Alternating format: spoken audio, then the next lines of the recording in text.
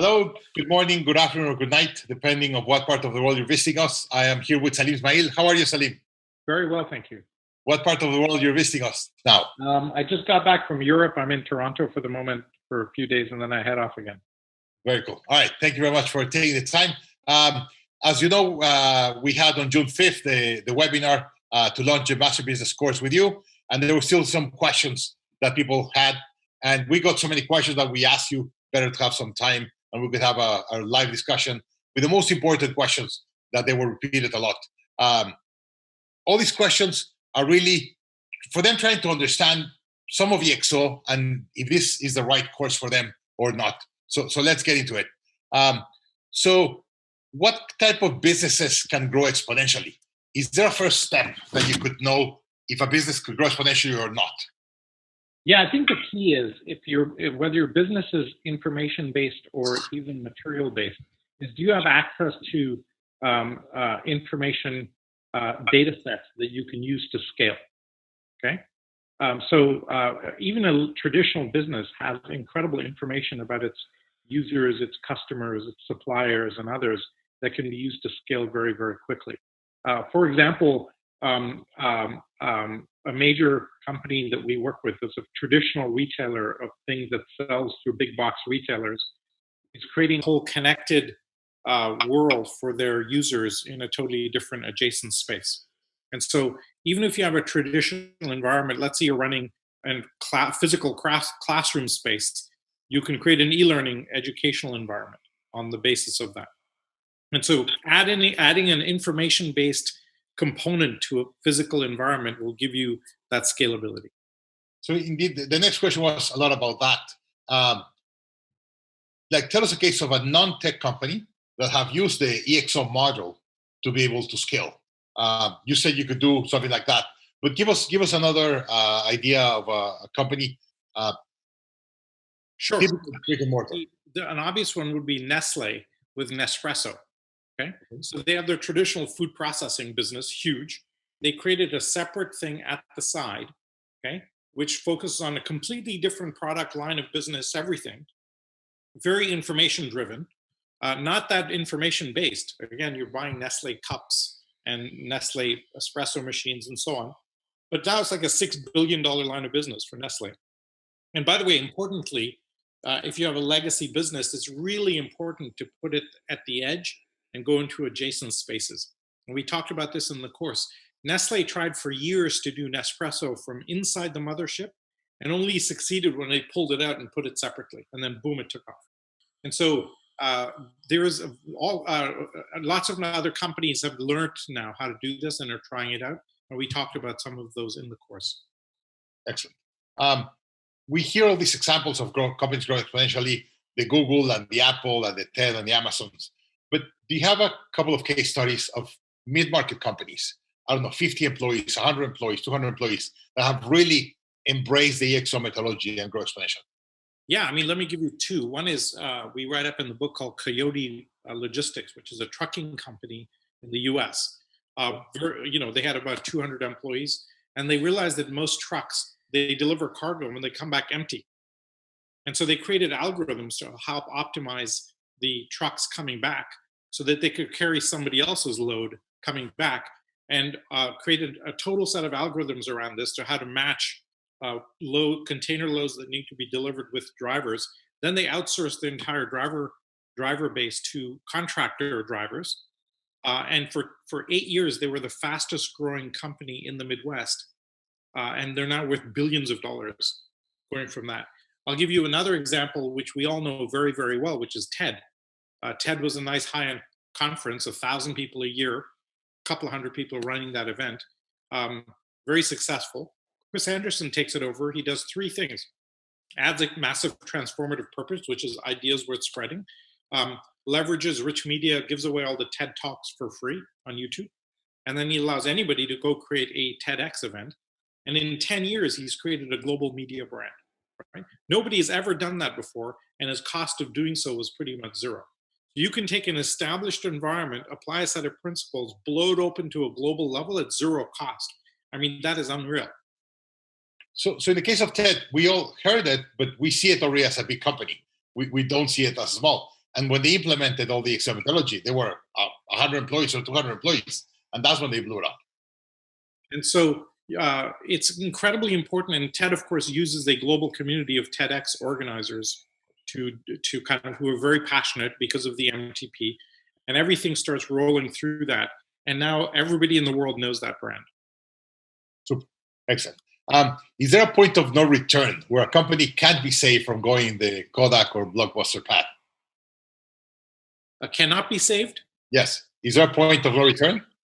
There is. I mean, in fact, if you look at it, most of those companies don't make it. It has to do with the mindset of the CEO and the board. Blockbusters could have been saved, but they refused to deal with Netflix. Even after the CEO realized he had to. So the CEO of Netflix, CEO of Blockbusters realized in 2008, 2009 that he had to deal with Netflix. And his board said, we don't allow you to do this. And 2 years later, they were bankrupt.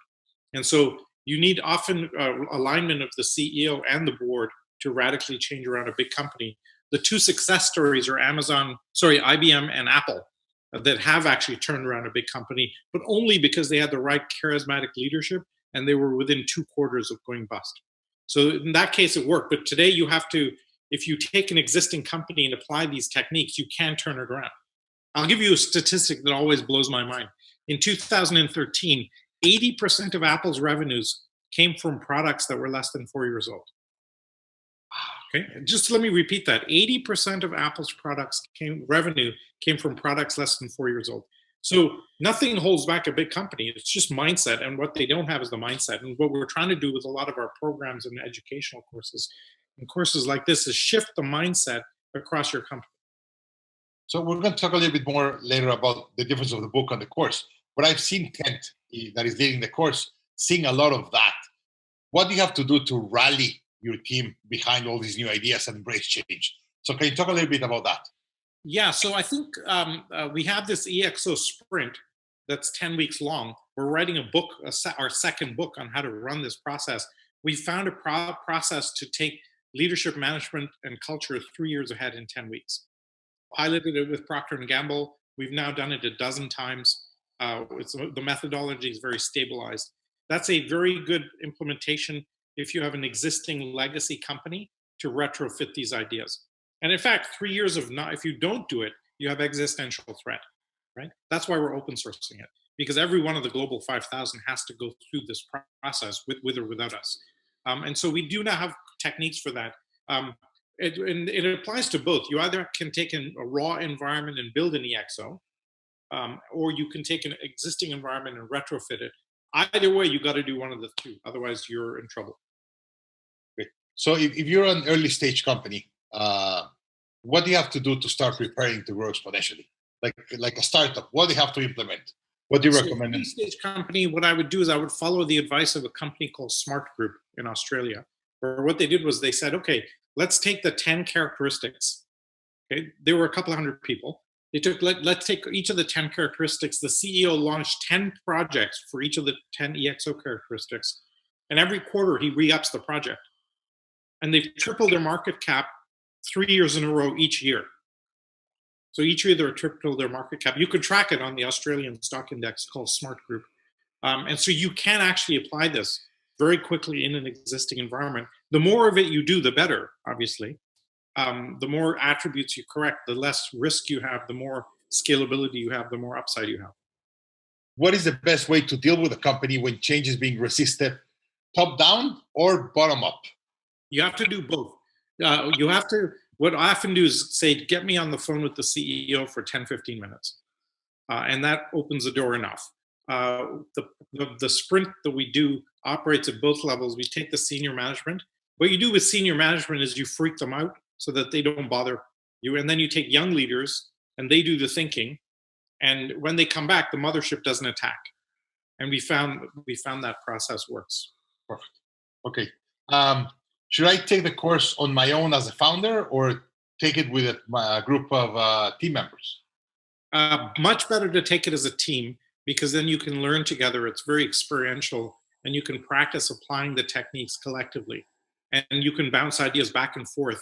But if that's too tough logistically, take it on your own. If you decided to pursue the EXO mindset, how does this affect your hiring process? What do you have to do differently when they're hiring?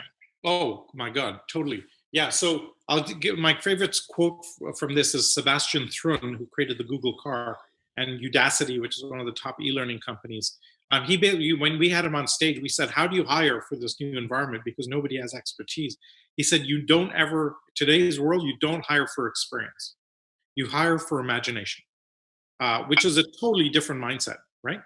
And one of the quotes I have remember from Singularity University is that every job description in the future will be complex, adaptive problem solver.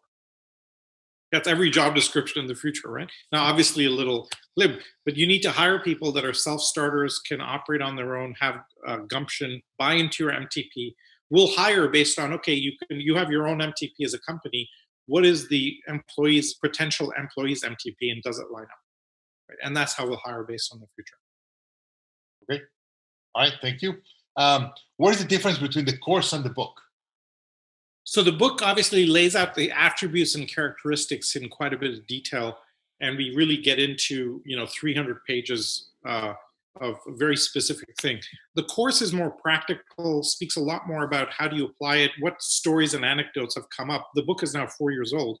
The course is very, very recent, so we have 4 years now of how people have been applying the techniques that are much more advanced than the book itself.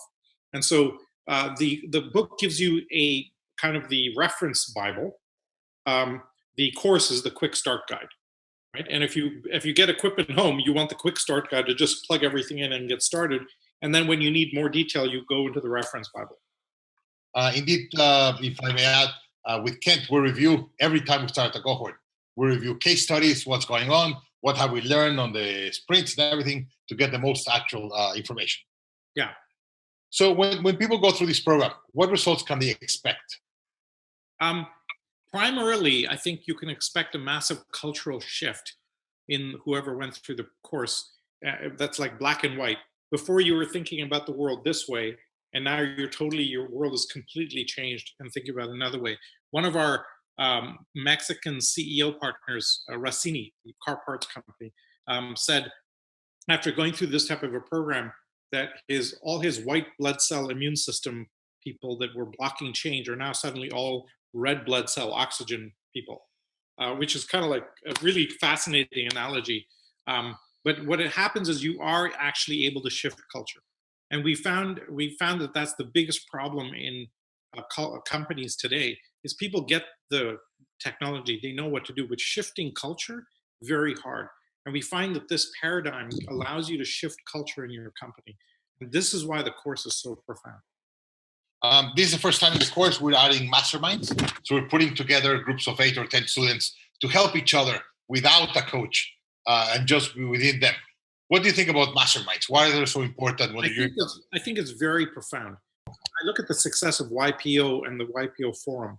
This is very similar where you can actually collaborate peer to peer with people that can have a different perspective and can give you different points of view. And some may have experienced something in one area and you can get ideas from them. It's essentially getting 8 brains to look at a problem for free. And in return, you give your little bit. The wisdom of the crowd is always more powerful. And that diversity of thought will be incredibly powerful, I think, for seeing how different people apply the techniques. Perfect. If someone is on the line of taking the class or not, what would you tell them? What would be your message to them? Look at any of the EXOs that have been built, the 100 in the top 100 list, and look at GitHub, for example, which went from 0 to being sold for $7.5 billion last week to Microsoft, right? You have the ability to create billions of dollars of opportunity using this set of techniques because we looked at the 100 fastest moving companies and extracted the techniques they all use. Or you need a refresher, or if you don't know a couple of them and you're missing something. But it's really, if you can't build a company today, if you're not applying these techniques, somebody else is. And I don't mean to be rude about this, but I mean, a few years into watching this, I'm 100% convinced about this. Since I went Singularity, where I met you 5 years ago, my life has been completely different. Like this, turning the switch on and just things is different. And just the way think to your business, the way you apply strategy to your business. I mean, just simply, when you can learn how to implement doubling patterns to every part of your business, then your business scales on a doubling pattern. And it doesn't go linearly, it goes on a doubling pattern. And really simply, for folks that aren't clear, I take 30 steps linearly, I go 30 meters. I take 30 doubling steps, 2, 4, 6, 8, and at step 30, I've gone 1 billion meters, right? Which is very much different from 30 meters. And until you actually see how, and you practice doing it, you can't imagine that it's possible, right? Nobody at Walmart believed that Amazon could challenge them until it was too late.